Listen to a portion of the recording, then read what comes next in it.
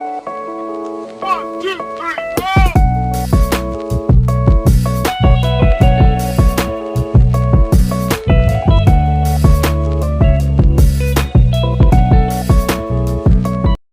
আসসালামু আলাইকুম। আমি হীরা ঢাকা থেকে বলছি। আশা করি যে যেখান থেকে আমার এই আজকের ভিডিওটি দেখছেন সবাই মহান আল্লাহর রহমতে ভালো আছেন, সুস্থ আছেন, নিরাপদে আছেন। আমরাও আলহামদুলিল্লাহ আল্লাহর রহমতে ভালো আছি, সুস্থ আছি। নতুন আরও একটি ব্লগ ভিডিও নিয়ে আপনাদের কাছে হাজির হলাম। আশা করি আজকের এই ভিডিওটি আপনাদের কাছে অনেক ভালো লাগবে। তো আজকে সকাল থেকে অফ ক্যামেরায় সকালের নাস্তা এবং খাওয়া দাওয়া সেরে নিয়েছি। তারপরে যে চলে আসলাম আমার বারান্দা বাগানে। তো বারান্দায় এসে দেখি প্রচণ্ড পরিমাণে রোদ উঠেছে। আর আজকে মানে সারা দিনটা যে কিভাবে যাবে আল্লাহ তাআলাই ভালো জানে। তো কিছুদিন তো ঠান্ডা ছিল, আবার সেই প্রচণ্ড গরম শুরু হয়েছে। তো যাই হোক, আমার বাগানের কিছু ফুল ফুটেছে, নয়নতারা, বাগানবিলাস। তো সেগুলো দেখতে আসলে খুবই ভালো লাগে। আর এই যে দেখেন কি পরিমাণে রোদ, আসলে আজকে অবস্থা খুবই খারাপ। তো যাই হোক, আবার চলে এসেছি, কাজকর্ম শুরু করে দিয়েছি। তো সকালে কিছু মানে বাটি চামচ এগুলো আর কি ছিল। তো নাস্তা করার পর আর কি যেগুলো আর কি বের হয়েছে সেগুলো তো সব সময় তো আর কি যেটাই নষ্ট হোক সেটাই সাথে সাথে ধুয়ে ফেলার চেষ্টা করি। তো তারপরেও কিন্তু দেখা যায় যে আবারও জমা হয়। তো আসলে এগুলো আর কি বুঝি না যে কিভাবে আসলে হাঁড়ি পাতে মানে বাটিগুলো জমা হয়। তো সাথে সাথে আর কি ধুয়ে নিলে কিন্তু কষ্টটা কম হয়। তো তারপরেও আমি চেষ্টা করি যেটুকু আর কি করতে পারি। তো আজকে মোটামুটি বেশ কিছু কাজ করব। তো এখন এসেছি আর কি কাপড় ভিজিয়ে নিতে। তো আজকে একটু কম্বলটা ভিজিয়ে নেব। তো এটা তো আসলে মানে অনেকেই তো দেখেছি আগেই ধুয়ে নিয়েছেন। তো আমার আসলে দেরি হয়ে গেছে। আর সত্যি কথা বলতে কি, আমি একটু রোদের অপেক্ষা করছিলাম যে কড়া রোদ যেদিন উঠবে সেদিন আর কি কম্বলটা ধুয়ে দিব। তো এটা হচ্ছে আর কি পাতলা কম্বল, এটা মোটা টানা। আর মোটা কম্বল আমি আসলে নর্মালি শীতের পরে ধুই না, আমি শীত আসার আগে ধুয়ে তারপরে আর কি ইউজ করি।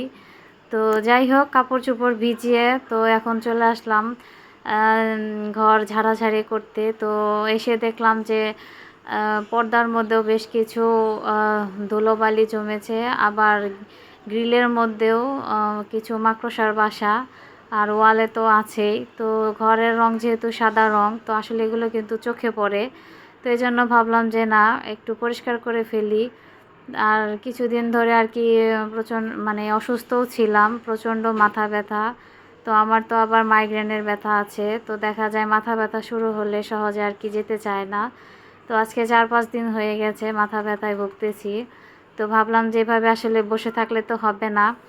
তো এগুলো তো আর কি পরিষ্কার করতে হবে, যেহেতু অনেক দিন ধরে করা হচ্ছে না। তো তাই ভাবলাম যে না, আর বসে না থেকে আজকে যেটুকু পারি আর কি করে নেই।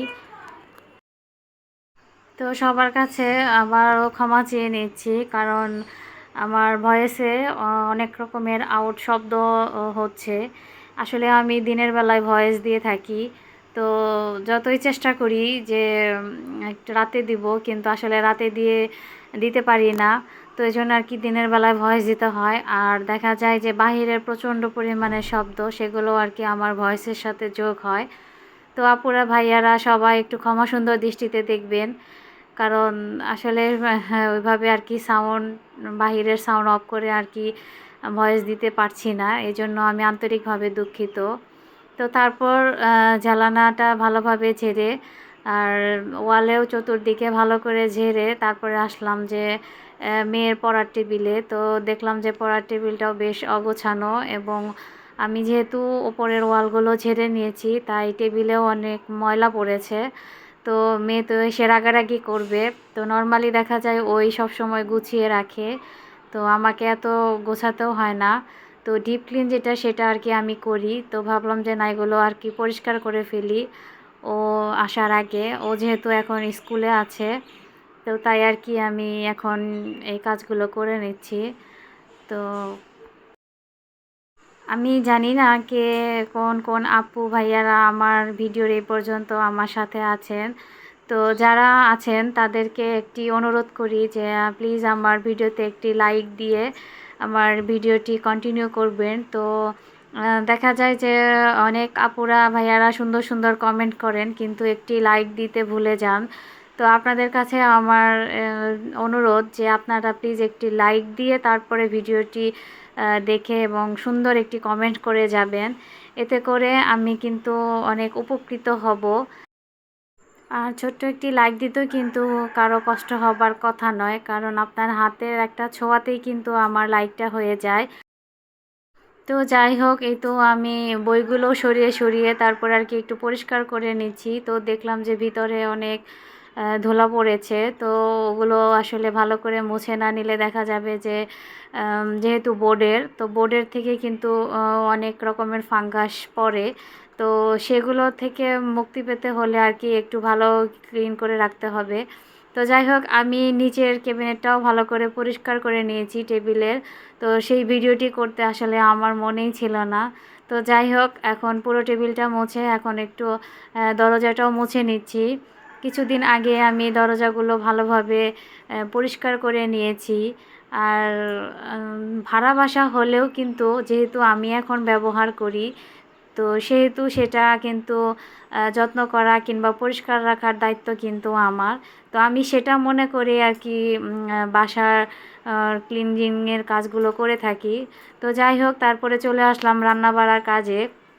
তো আজকে লাউ রান্না করব চিংড়ি মাছ দিয়ে, আর এখানে মুরগির মাংস কেটে রেখেছি। তো মুরগির মাংস রান্না করব, আর পেঁয়াজ রসুন সব কিছু রেডি করে রেখেছি। আসলে সব কিছু রেডি থাকলে কিন্তু রান্না করতে সময় লাগে না। আর এই কাজগুলো আমি সকালে নাস্তা সেরেই কিন্তু রেডি করে রেখেছি, কারণ আমি তো জানি আজকে আমি মোটামুটি একটু ডিপ ক্লিন করব। তো এই জন্য আর কি সব কাজগুলো একটু হাতের কাছে রেডি করে রেখেছি, যাতে আমার রান্না করতে কোনো কষ্ট এবং তাড়াহুড়া যেন না বাজে, এবং টাইম টু টাইম আর কি রান্না শেষ করতে পারি। তো যাই হোক, আমি এখানে চিংড়ি মাছটা একটু ভুনা করে তারপর আর কি লাউটা দিয়ে দেব। তো তো যেহেতু আবার আমাকে মেয়েকে আনতে স্কুলেও যেতে হবে, তো এই জন্য আর কি একটু তাড়াহুড়ার মধ্যেও ছিলাম। আর মেয়েকে তো সকালে স্কুলে পাঠিয়ে দিয়ে আর কি কাজগুলো আমার শুরু করতে হয়, কারণ দেখা যায় ও যখন বাসায় থাকে, তারপর আমার হাজব্যান্ডও থাকে, তো তখন আর কি আমি এই সমস্ত কাজগুলো করতে পারি না, কারণ ওদেরকে বাসা থেকে বের করে তারপরে আমি আর কি সংসারের কাজকর্ম শুরু করি। তো প্রতিদিনই আর কি এইভাবেই জীবন চলছে। তো মাঝে মাঝে আসলে খারাপ লাগে, কষ্ট লাগে যে আসলে শরীরেও ভালো লাগে না করতেও, কিন্তু তারপরেও তো আমরা যারা মেয়েরা সংসার করি, আমাদের তো আসলে এগুলো করতেই হবে। এগুলো একটা দৈনন্দিন রুটিনের মধ্যে আর কি পড়ে।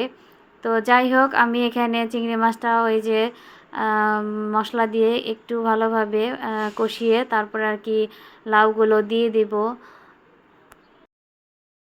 তো সেই পুরনো কথাটি আবারও সবাইকে মনে করিয়ে দেই।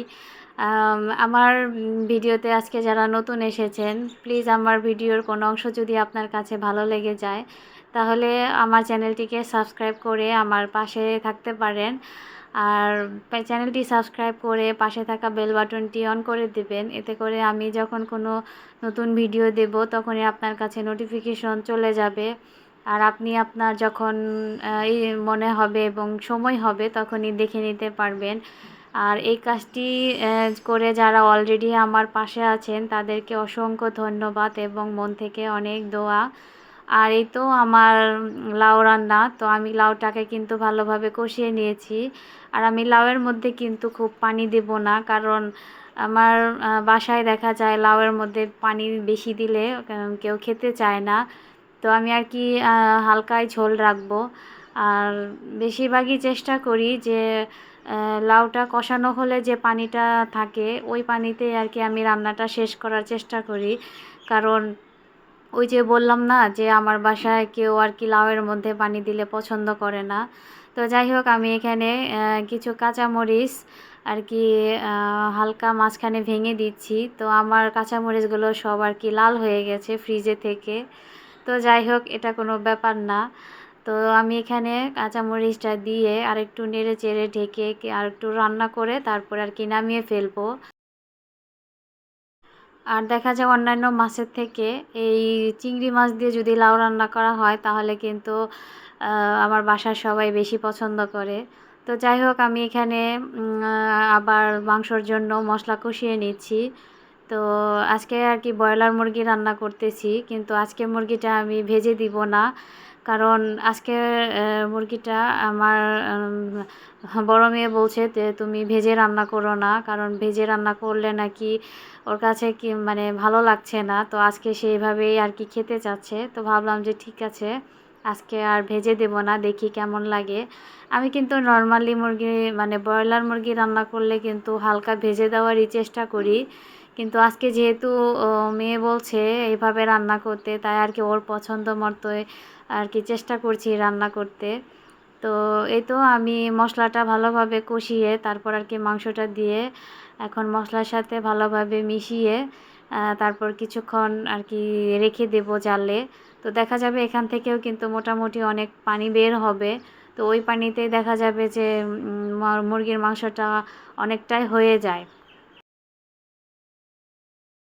তো এই তো আমি মুরগির মাংসটা ভালোভাবে কষিয়ে একটু ঝোল দিয়ে দিয়েছি। তো আমি তো বেশি ঝোলও দিব না। তো এটাই আমার আর কি ঝোলে হয়ে যাবে। তো দেখা যায় এখানে অনেকটাই মাংস কিন্তু হয়ে গেছে। আর কিছুক্ষণ রান্না করলেই কিন্তু আমার রান্নাগুলো শেষ হয়ে যাবে। তারপর আমি ভাতও রান্না করে ফেলেছি। আর একটু তাড়াহুড়ো করছি, যেহেতু আবার মেয়েকে আনতে যাব 4টার দিকে আর কি বের হয়ে যাব। তো এই তো আমি কাপড়গুলো শুকিয়ে দিয়ে নিয়েছি। তো আমার কাজের আপা আর কি উনি ধুয়ে দিয়ে গেছে, আর কম্বলটা আমি নিজেই ধুয়েছি, কারণ আমার মনে হলো যে ওনার হয়তো কষ্ট হতে পারে। তো এই জন্য আর কি আমি কম্বলটা ধুয়ে দিয়েছি। আর কম্বলটা আমি যেইভাবে জানালার সাথে দিয়ে রেখেছি যাতে পানিগুলো ঝরে ওদিকে পড়ে যায় বাহিরে। আর যেহেতু প্রচণ্ড রোদ উঠেছে, তো এই জন্য আর কি ভাবলাম যে এখানে দিলে হয়তো তাড়াতাড়ি শুকিয়ে যাবে। তো আজকে ভিডিওটি এখানেই শেষ করছি। আপনারা অনেক বেশি ভালো থাকবেন, সুস্থ থাকবেন। আল্লাহ হাফেজ।